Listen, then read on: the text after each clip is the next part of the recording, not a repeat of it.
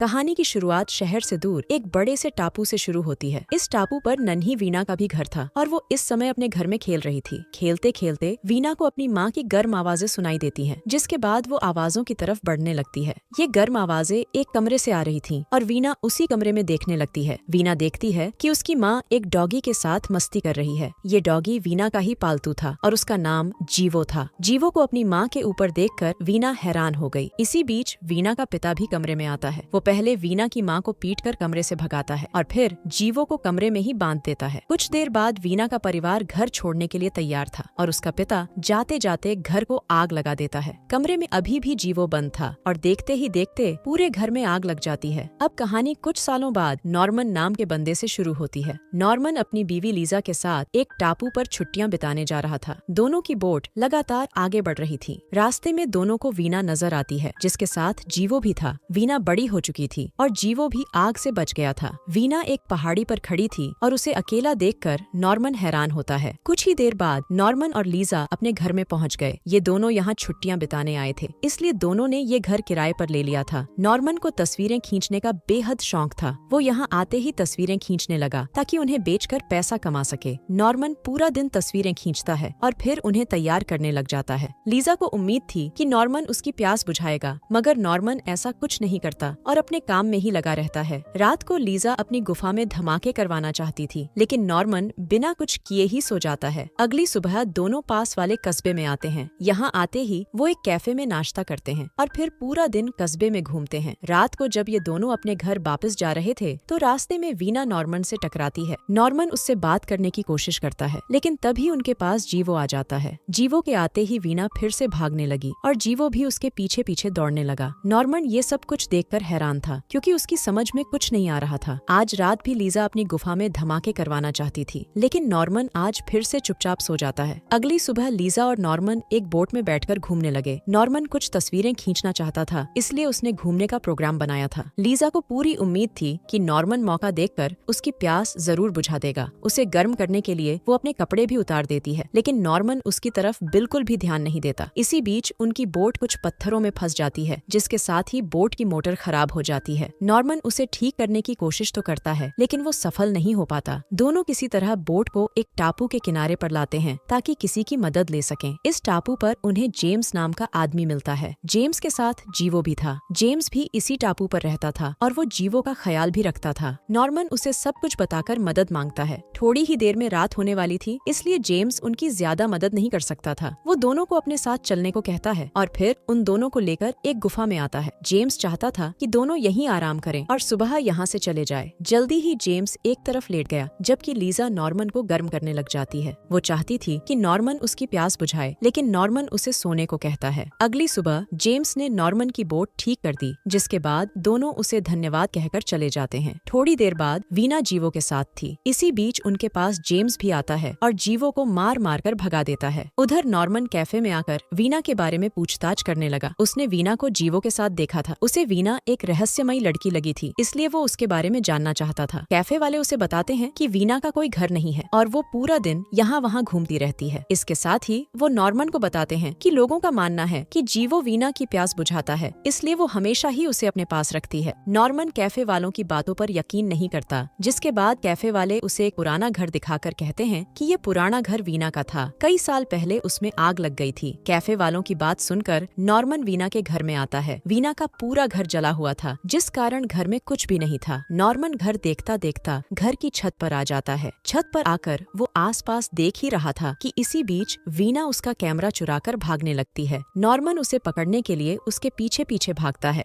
वीणा कभी कभी अपने घर आ जाती थी, लेकिन इस बारे में कोई नहीं जानता था। नॉर्मन उसे पकड़ने ही वाला था कि इसी बीच उसके सामने जीवो आ जाता है। जीवो को देखकर नॉर्मन पीछे हटने लगा और तभी जेम्स उस पर पीछे से हमला करता है। जेम्स नॉर्मन को यहाँ देखकर खुश नहीं था। नॉर्मन उससे लड़ने की कोशिश तो करता है, लेकिन जेम्स की ताकत के आगे ज्यादा देर टिक नहीं पाता। जेम्स उसे आंखों से ही समझा देता है कि इस घर से दूर रहना। इसके बाद वो चुपचाप वहाँ से चला जाता है। कुछ देर बाद जब नॉर्मन अपने घर आता है तो उसे अपना कैमरा नजर आता है। लीजा उसे बताती है कि तुम्हारा कैमरा वीणा के पास था और वो अंदर ही बैठी है। उसकी बात सुनकर जब नॉर्मन अंदर आता है तो उसकी नजर वीणा पर पड़ती है। वीणा खाना खा रही थी। नॉर्मन उससे बात करने की कोशिश तो करता है, लेकिन वीणा डर कर वहाँ से भाग जाती है। अगले दिन नॉर्मन फिर से वीणा के के घर जाता है और वहाँ उसे जीवो मिलता है। नॉर्मन उससे दोस्ती करने की कोशिश करता है, लेकिन जीवो उससे दोस्ती नहीं करता। थोड़ी देर बाद जब नॉर्मन घर आता है तो उसे बाथरूम में वीना और लीजा नजर आती है। नॉर्मन देखता है कि लीजा प्यार से वीना को नहला रही थी। नहाने के बाद लीजा वीना को नॉर्मन से मिलवाती है। इसके बाद लीजा वीना को नए कपड़े भी पहनने को देती है। नए कपड़े पहनकर